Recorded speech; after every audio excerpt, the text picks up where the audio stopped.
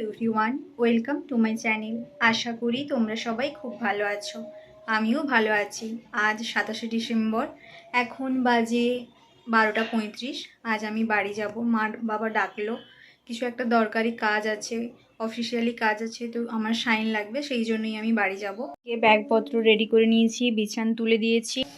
আর এই ব্যাগে মা বাবার জন্য কেক, চকলেট, আর আমার এখানে কিছু ডিম পড়েছিল, সেগুলোও নিয়ে নিয়েছি, কারণ আমি থাকবো না তো নষ্ট হয়ে যেতে পারে, তো সেই জন্য মা বাবাকে দিয়ে আসবো। আর ডাল নিয়েছি। চলো এখন টিকিটটা কেটে নিই। একটার সময় আমার ট্রেন আছে। ট্রেনটা খড়গপুর থেকে ছেড়ে দিয়েছে। আমার মেস থেকে ট্রেনে মানে এখান থেকে হেঁটে যেতে 5-7 মিনিট লাগে।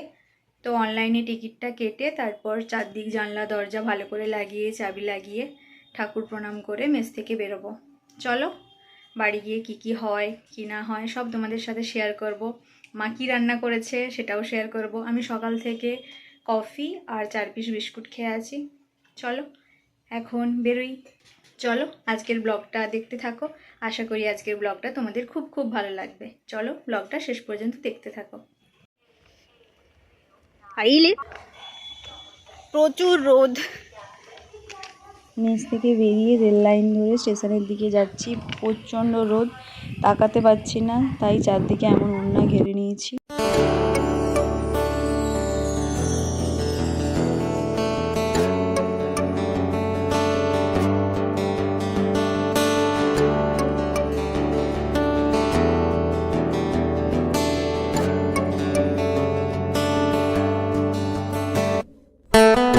ট্রেন চলে এসেছে, ওই মেদিনীপুর থেকে হাওড়া ট্রেন। এই ট্রেন ধরেই বাড়ি যাব। মেছাদাতে নামবো, মেছাদা স্টেশনে। ট্রেনে অনেক খিদে পাচ্ছিল, সেই জন্য 10 টাকার 4টা সিঙ্গাড়া কিনলাম। সিঙ্গাড়াগুলো ছোট ছোট, বাট খেতে ভালো। চলো এখন এই সিঙ্গাড়াগুলো খেয়ে নিই, তারপর আবার পরে কি করছি তখন তোমাদের সাথে শেয়ার করছি। ট্রেনে করে বাড়ি যেতে 2 ঘন্টা বা 2 ঘন্টার একটু বেশি সময় লাগে। খুব বোর লাগতো, কিন্তু আজকে এই দুই ভাইয়ের কাণ্ড দেখতে দেখতেই আমার সারা রাস্তা কেটে গেল। এখন এই যে মেছাদা থেকে নেমে আমার বাড়ির দিকে যাওয়ার জন্য বাসে উঠেছি। চলো বাড়ি গিয়ে একদম দেখা হচ্ছে। এখন এই যে আমাদের গ্রামের রাস্তা থেকে হেঁটে যাচ্ছি। বাস স্টপেজ থেকে 5 মিনিট হাঁটলেই আমাদের বাড়ি। এই যে এখন বাড়িতে ঢুকে গেছি, এটা আমাদের বাড়ি। চলো মা বাবাকে সারপ্রাইজ দিই বললাম, কারণ বাবা আমাকে কল করেছিল, যে বললো এখন কোথায়। আমি বললাম এখন অনেকটা দূরে। তো সেই জন্য যে মা বাবা জানে না আমি বাড়ির কাছেই চলে আসছি, তখনই ফোন করছিল। তখন আমি বলছি এখনও আসতে অনেকক্ষণ সময় লাগবে। এই যে আমি মেস থেকে যেগুলো এনেছি সেগুলোই দেখাচ্ছি। এই যে আমি নিজের হাতে কেক বানিয়ে এনেছি, নিজের হাতে চকলেটগুলো বানিয়ে এনেছি। মা এগুলো কিছুই আনতে না বলছিল, তো আনতে না বলছিল কারণ আমার সময় নষ্ট হবে, আমার কষ্ট হবে, সেই জন্য। বাট আমি এতদিন পর আসছি, এই তারপর 25 ডিসেম্বরও গেল, তো সেই জন্য বানিয়ে এনেছি। বাড়ি ঢুকতে না ঢুকতেই বাবা আমাকে এই যে ফ্রিজের ঠান্ডা ডাব জলটা খেতে দিচ্ছে, তো সেই জন্য মা রাগারাগি করছে যে ফ্রিজ থেকে বেরিয়েছে, এক্ষুনি আমাকে খেতে দিলে এক্ষুনি গলাটা বসে যাবে। তারপর মা আমার জন্য চিকেন কষা তুলে রেখেছিল, মা সেটা আমাকে খেতে দিল। অনেক দিন পরে চিকেন কষা খাবো, আর মাংসটা খেতেও অনেক টেস্ট হয়েছিল। এখন আমি পরে ভয়েস ওভার করছি, চিকেনটা দারুণ খেতে ছিল। মায়ের হাতের রান্না সবসময়ই ভালো হয়। আমি বাড়িতে এলেই মা বাবা দুজনে ব্যস্ত হয়ে ওঠে আমাকে কি খাওয়াবে না খাওয়াবে এই নিয়ে। চলো এটা খেয়ে ফ্রেশ হই।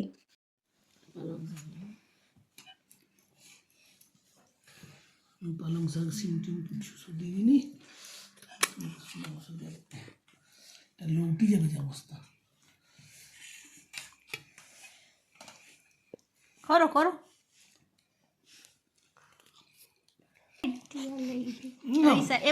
এসে মা বাবার সাথে অনেকক্ষণ গল্প করার পর এখন তিনজনে একসাথে খেতে বসেছি। আমি তো সকাল থেকে ভাত খাইনি।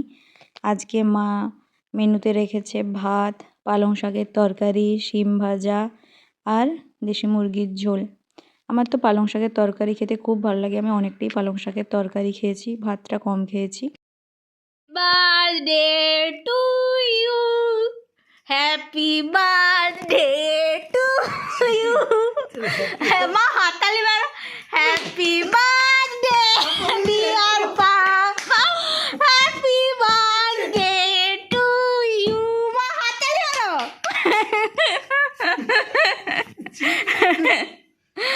আবার হাততালি মারো। হ্যাপি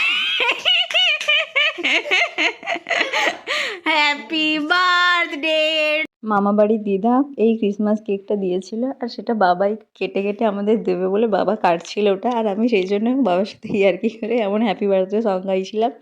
আর মাকে বলছিলাম হাততালিতে, বাবা তো রেগে যাচ্ছিলো, বলছে সবাই শুনবে কি ভাববে না ভাববে। আসলে মা বাবা এগুলোতে খুব কমফোর্টেবল না, তো সেই জন্য আমি আর মা একটু মস্তি করছিলাম বাবার সাথে। এই যে আমি কেকটা খাইনি, আর আমার পেটটা ভালো লাগছিল, কিন্তু আমি ওই যে খাস্তা দেখতে পাচ্ছি ওটা মামা দিয়েছে, আমি ওটা খাবো। মা বাবা কেকটা খাচ্ছে। চলো এরপরে তোমাদের দেখাবো আমি কি করছি। আজ হয়তো আর তেমন করে দেখানো হবে না, এরপর আমরা টিভি দেখতে বসবো, মা বাবা আমি তিনজনে। তারপর একটু গল্প করব, অনেক দিনের গল্প, সমস্ত গল্প টল্প করে তারপর একসাথে মা বাবার সাথে ঘুমোতে যাব। চলো আমি খাস্তাটা এখন খেয়ে নিই। এই যে বাবা আগে থেকে ছাড়িয়ে রেখেছিল ডাবের নরম নারকেল, মা এখন আমাকে সেটাই খেতে দিল। আমি বাড়ি আসা মানেই সারাদিন আমাকে শুধু খেতে দেবে। আসলে আমি 1-2 দিনের জন্য বাড়ি আসি, আর মা বাবা ভাবে আমাকে ওই 1-2 দিনে পুরো সারা মাসের খাবার খাইয়ে দেবে, আর এই জন্য আমার বাড়ি আসতে একদম ভালো লাগে না। আমাকে এলেই শুধু এখানে প্রচুর প্রচুর করে খাওয়ায়, জোর করে খাওয়ায়, খেতে না চাইলে আবার বকা দেয়, তারপর আমি আবার মোটা হয়ে যাই। আমার সেই জন্য বাড়ি যেতে ভালো লাগে না। মা যখন ফোন করে ডাকে তখন আমি বলছি আমি যাব না, তোমরা শুধু গেলেই আমাকে এক গাদা করে খাওয়ার। তখন আমাকে বলে যে না না কিছু খাওয়াবো না, শুধু বেগুন পোড়া খাওয়াবো, আর কিছু খাওয়াবো না, কিন্তু এসেই দেখো কত কিছু খাওয়াচ্ছে। তারপর আবার রাত্রে ঘুমোতে যাওয়ার আগেই টক দই দিল, মা বলছে টক দইটা খেয়ে নে, সব হজম হয়ে যাবে। আর টক দইটা খেতে আমার ভালো লাগে, তো সেই জন্য আমার সব খেতেই ভালো লাগে। তোমরা ভাববে যে একদিনে সারাদিনে কত কিছু খাচ্ছে, আসলে মাই আমাকে এমন জোর করে খাওয়াচ্ছে। আজকের মতো ভিডিওটা তাহলে এখানেই এন্ড করছি। আবার দেখা হবে পরের কোনো এক নতুন ভিডিওতে। ততক্ষণ সবাই ভালো থেকো, সুস্থ থেকো, আর সাবধানে থেকো, আর নিজেদের খেয়াল রেখো। আর প্লিজ আমার চ্যানেলটাকে সাবস্ক্রাইব করে দিও। ভিডিওটা ভালো লাগলে একটা লাইক করো, আর কমেন্ট করে জানিও আজকের ভিডিওটা কেমন হয়েছে। Tata, good night.